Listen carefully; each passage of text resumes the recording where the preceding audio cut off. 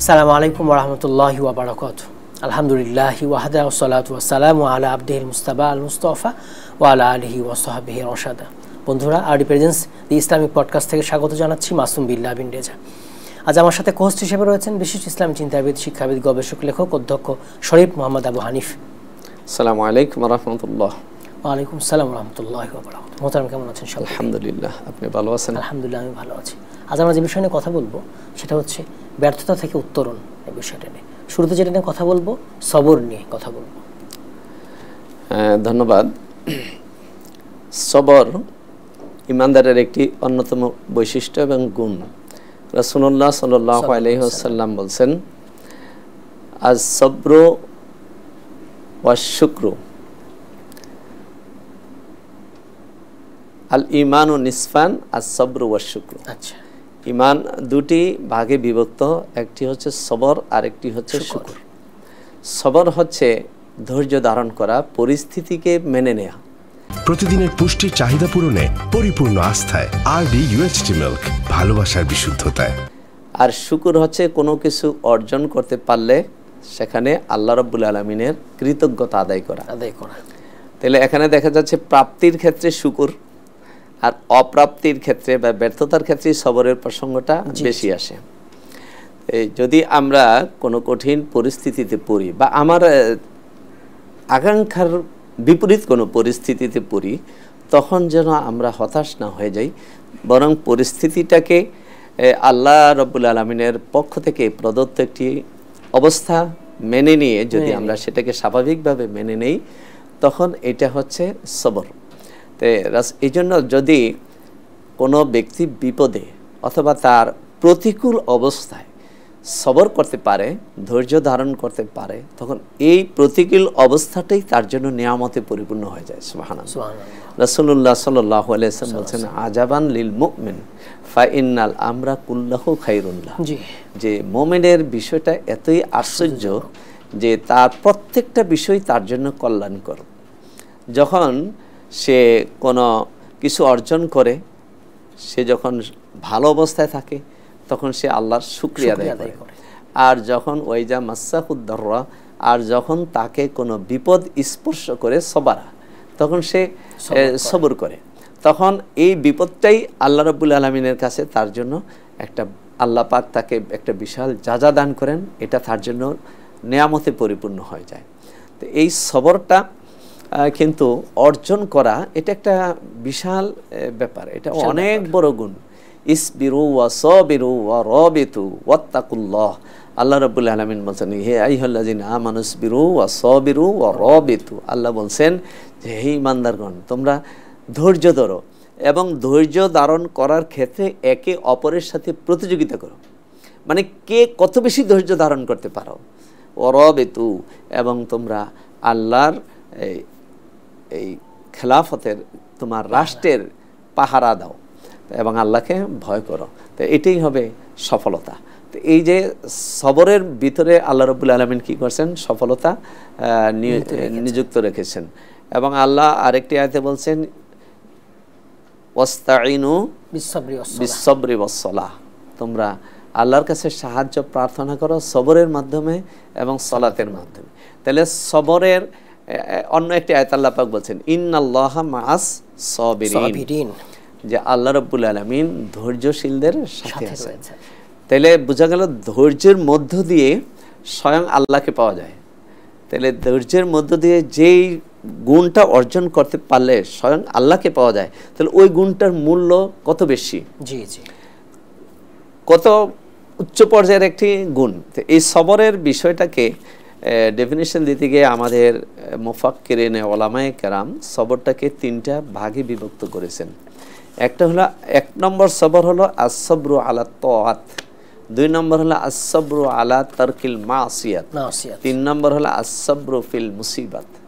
তো যে এক নম্বর ধৈর্য হলো কি, আল্লাহর আনুগত্যকে দৃঢ়তার সাথে নিরবিচ্ছিন্নভাবে মেনে নেওয়া। এটার মধ্যে কিন্তু আসলে সবরের প্রয়োজন আছে।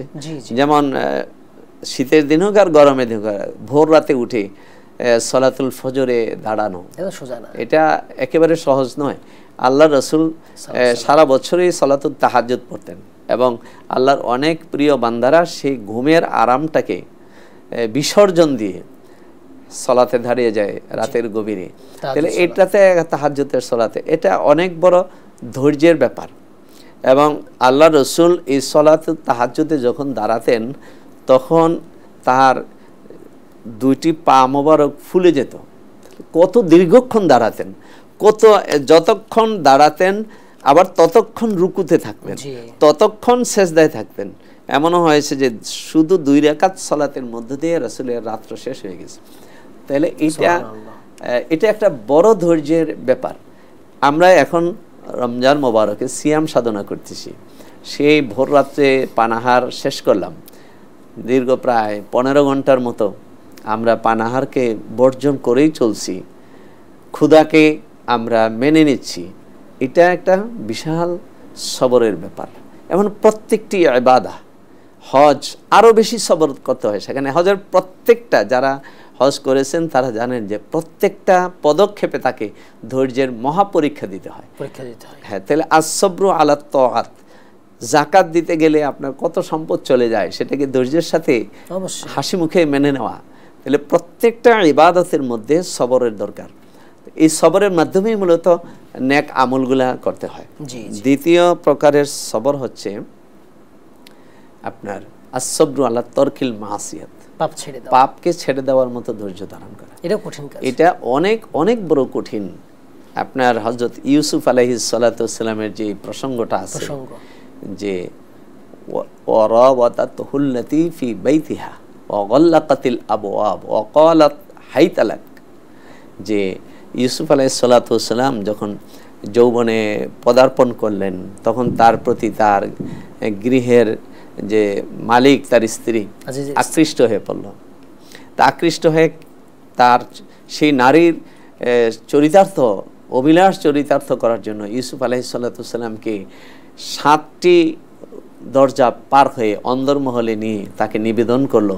তো ইউসুফ আলাইহিস সালাতু ওয়াসসালাম সেখানে কি বলেন, মাআদাল্লাহ, যে আল্লাহর কাছে আমি কি করি, আশ্রয় চাই। ইন্না রব্বি আহসানা মাসওয়াই, আমার রব আমাকে সেই পরিত্যক্ত অন্ধকার কূপ থেকে তুলে এনে আমাকে এখানে সুন্দর আশ্রয় দিয়েছেন, আমি সেই রবকে কিভাবে আমি ভুলে যেতে পারি।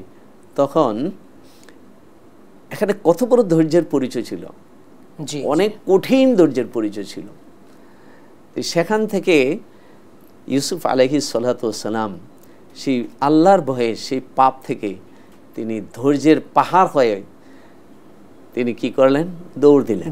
আল্লাহ রাব্বুল আলামিন একটার পর একটা দরজা খুলে দিলেন। তাহলে বোঝা গেল কঠিন পাপের পরিবেশেও যদি কেউ ধৈর্য ধারণ করতে পারে, আল্লাহ রাব্বুল আলামিন কিন্তু তাকে সাহায্যের হাত বাড়িয়ে দেন। ওয়াস্তাইনু বিস-সাবরি ওয়াস-সালাহ, যে তোমরা সবরের মাধ্যমে, সালাতের মাধ্যমে আল্লাহর সাহায্য প্রার্থনা করো।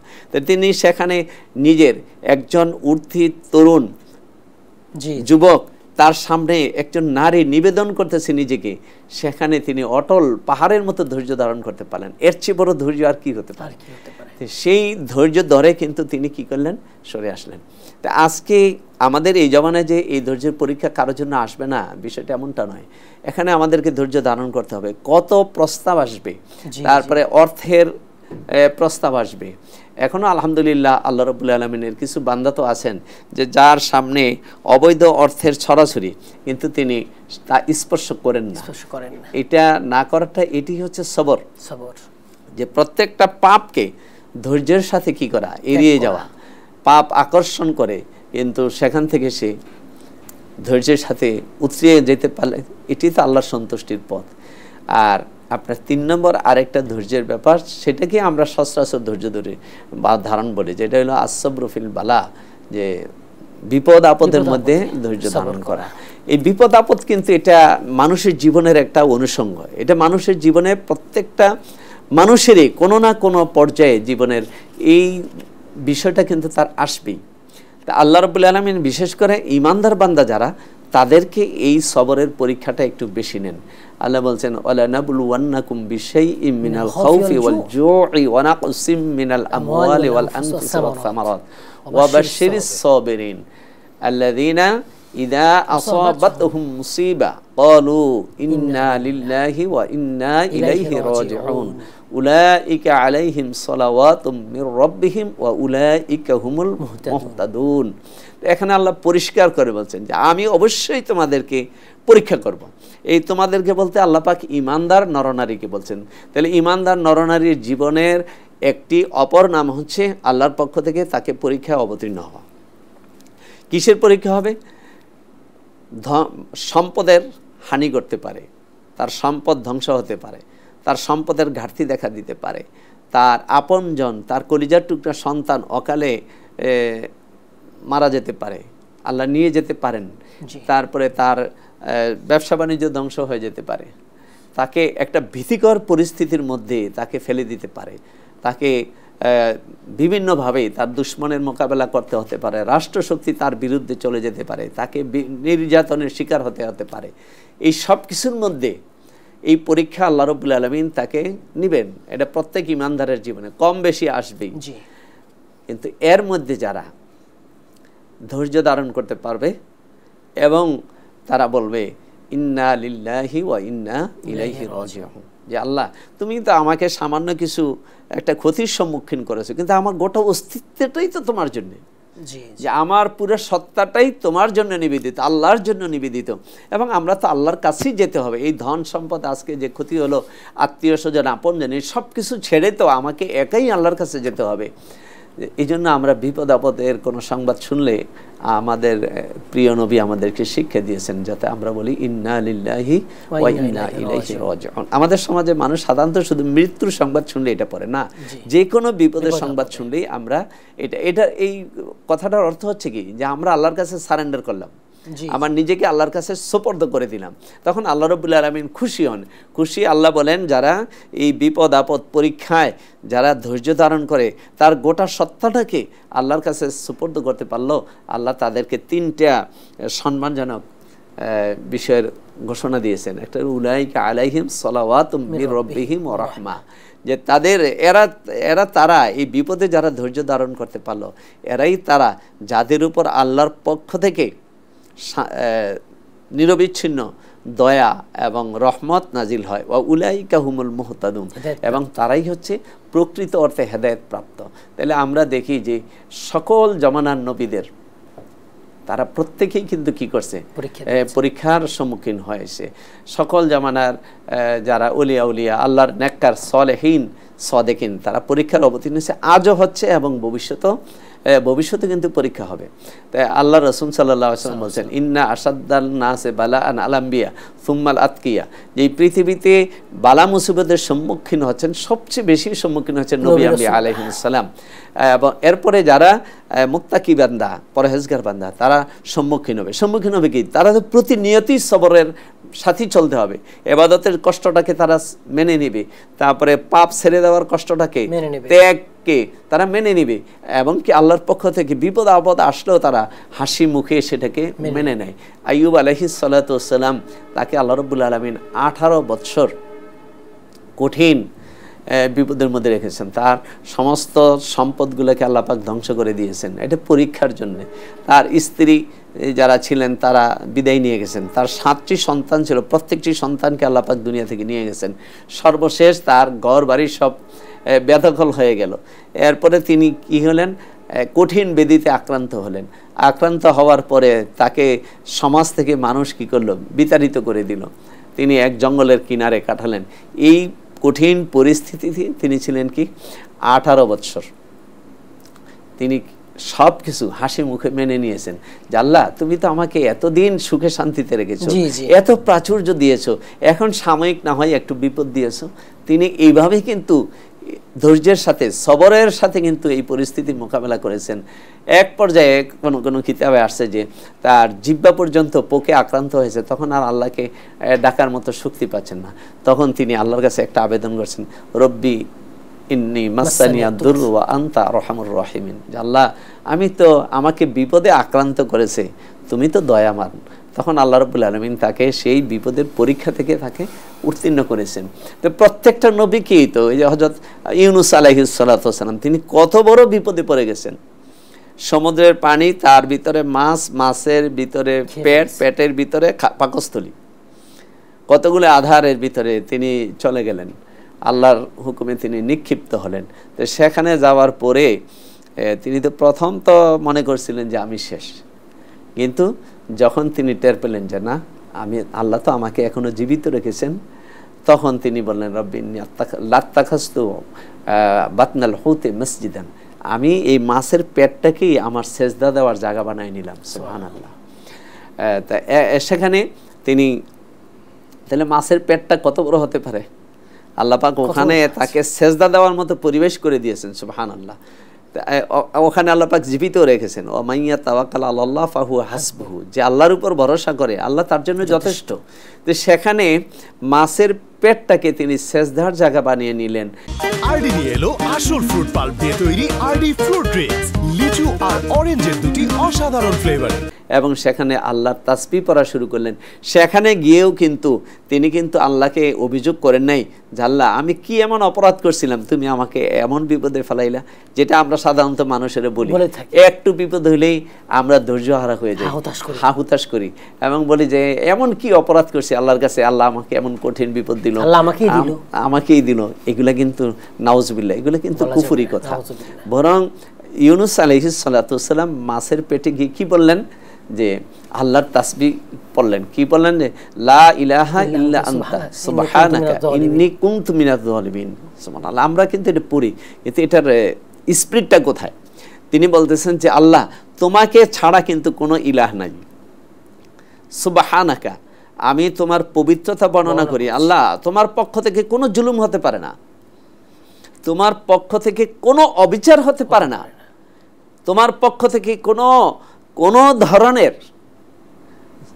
জুলুম হতে পারে না, তুমি পবিত্র। আমাকে মাছের পেটে যে তুমি ঢুকাই দিছো, নিশ্চয়ই এটা তোমার পক্ষ থেকে জুলুম না, বরং আমি নিজেই পাপী ছিলাম। ইন্নী কুনতু মিনাজ জালিমিন, নিশ্চয়ই আমি জালেম ছিলাম, আমার জালেম। আল্লাহ রাব্বুল আলামিন তার নবী আম্বিয়া আলাইহিমুস সালাম থেকে মাসুম রেখেছেন, তারপরে সেই নবী কিন্তু বলতেছেন যে এটা আমার জুলুমের পরিণতি নিজের কারণে। এখন আল্লাহ দেখেন, এই মাছের পেটে গিয়ে এই ধৈর্য মেনে নেওয়ার কারণে আল্লাহ রাব্বুল আলামিন তাকে একসময় কি করছেন, মুক্তি দিয়েছেন। আল্লাহ বলেন ফালাউলা মিনাল মুসাব্বিহিনা লা লাবাসা ফি বাতনিল হুতি ইলা ইয়াউমি ইউবআসুন, যদি ইউনূস আলাইহিস সালাম সেই মাছের পেটে যদি আমি আল্লাহর পবিত্রতা বর্ণনা করতে না থাকতো, তাহলে কিন্তু তার মাছের পেটেই তার কবর হয়ে যেত, আলমে বরজখ হয়ে যেত। ইয়াউমা ইউবআসুন, কিয়ামত পর্যন্ত সে কি করতো, মাছের পেটেই থাকতে হইতো। তাইলে দেখেন সবরের ধৈর্যটা, ধৈর্যের পুরস্কারটাকে ওয়াস্তাঈনু বিস-সবরি ওয়াস-সালাহ, এইটার আমল কিন্তু হযরত ইউনূস আলাইহিস সালাতু ওয়াস সালাম মাছের পেটের ভিতরে করেছেন। যে তিনি কি করেছেন, সালাত সেজদায় পড়ে গেছেন এবং ধৈর্যের সাথে আল্লাহর তাসবিহ পাঠ করেছেন। আমাদের নবী মুহাম্মদ রাসূলুল্লাহ সাল্লাল্লাহু আলাইহি ওয়াসাল্লাম জীবনের সবচেয়ে বেশি কঠিন পরিস্থিতির শিকার হয়েছেন।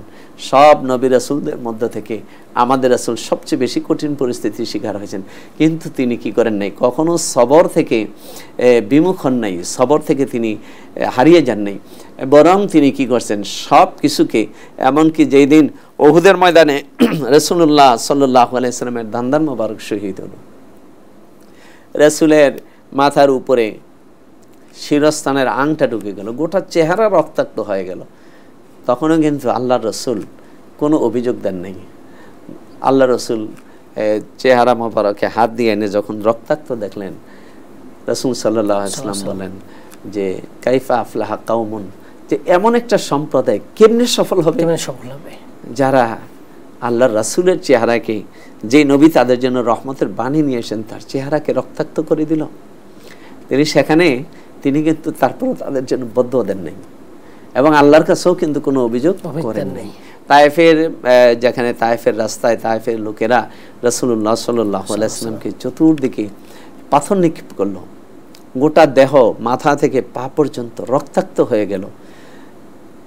তখন তো পরিস্থিতি মক্কায়ও প্রবেশ করার মতো ছিল না, মক্কায় থাকতে পারতেছিলেন, যে তায়েফে গেলেন। তখন রাসূল সাল্লাল্লাহু আলাইহি ওয়াসাল্লাম যেখানে এই আপনার বনু রবিয়াদের আঙ্গুরের বাগান, আদ্দাস যেখানে আঙ্গুরের রস, সেই জায়গায় কিন্তু এখন একটা ছোট্ট মসজিদ আছে, মসজিদে আদ্দাস।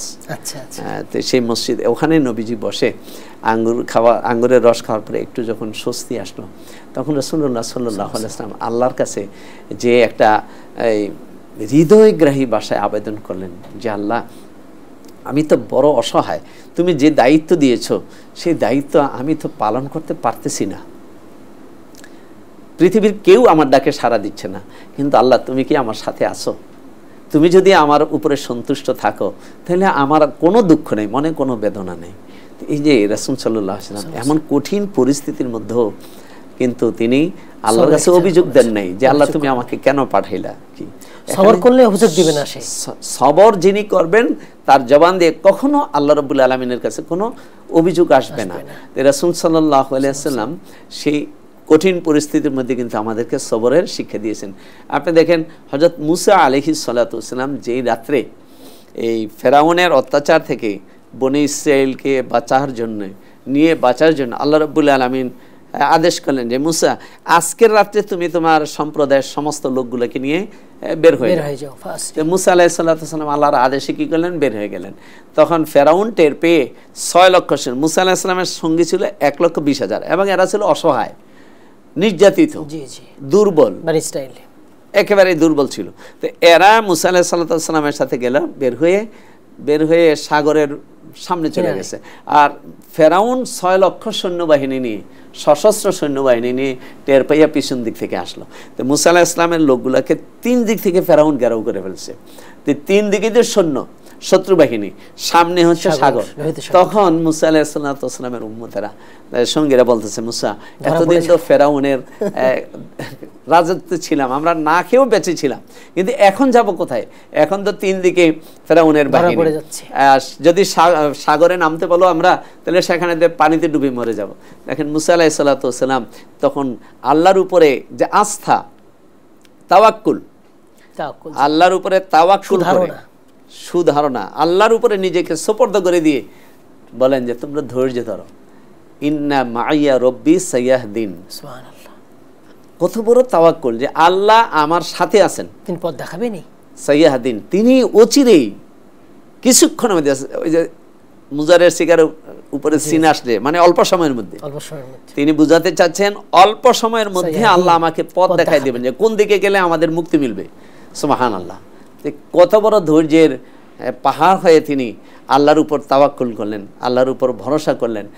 আল্লাহ রাব্বুল আলামিন বললেন যে ইদরিব বিআসাকাল বাহরা, যে তোমার লাঠিটা দিয়ে সাগরে আঘাত করো। তো মুসা আলাইহিস সালাম সেই মুজাজ্জাল লাঠি দিয়ে সাগরে আঘাত করলেন।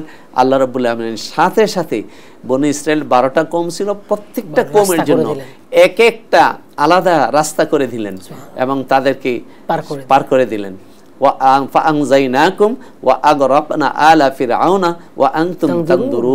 যে দেখেন এমন কঠিন বিপদের ধৈর্য, সবর এবং তাওয়াক্কুল, আল্লাহর উপরে ভরসা স্থাপন করা। ওয়ামাইয়া তাওয়াক্কাল আলাল্লাহ ফাহুয়া হাসবুহু, যে ব্যক্তি আল্লাহর উপর ভরসা করে সে আল্লাহ, তার জন্য আল্লাহ যথেষ্ট হয়ে যান। যে যেটা পৃথিবীর ইতিহাসে কখনো ঘটে নেই এর আগে, আর পরেও কখনো ঘটার সম্ভাবনা নাই, সেই লোহিত সাগরে 12টা রাস্তা করে দিলেন আল্লাহ পাক। ফেরাউনে মুসা আলাইহিস সালাম এবং তার অনুসারীদেরকে, বনি ইসরাইলকে ওপারে নিরাপদে পৌঁছে দিলেন।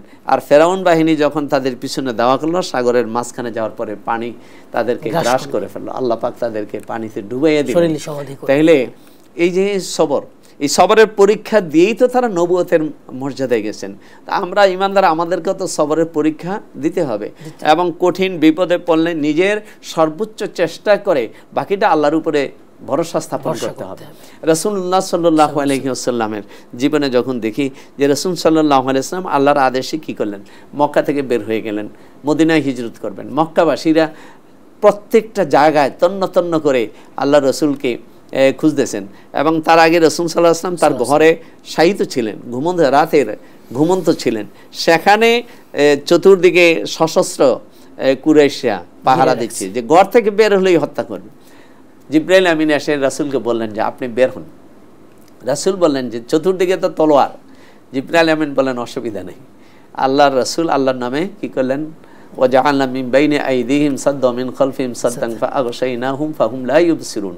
এই আয়াত পরে দুলাতে ফু দিলেন, ছেড়ে দিলেন, আমার রমাইতা ইদ রমাইতা ওয়ালাকিন্নাল্লাহ রামা। আপনি যখন বালি নিক্ষেপ করলেন, এটা তো আপনি করেন নাই, আল্লাহ করেছেন। আল্লাহ তাদের চোখে চোখে বালি পৌঁছিয়ে দিয়েছেন। তাহলে আল্লাহর উপর তাওয়াক্কুল করে ধৈর্যের সাথে নবীজি কি করলেন, বের হয়ে গেলেন। বের হয়ে আবু বকর সিদ্দিক রাদিয়াল্লাহু তাআলা আনহুকে নিয়ে চলে গেলেন সাউর গুহায়। বিপদ তো এখনো শেষ হইল না, এখানে তলোয়ারের মাঝখান দিয়ে নবীজি বের হয়ে গেলেন, তারপরও বিপদ পিছু ছাড়ে নাই।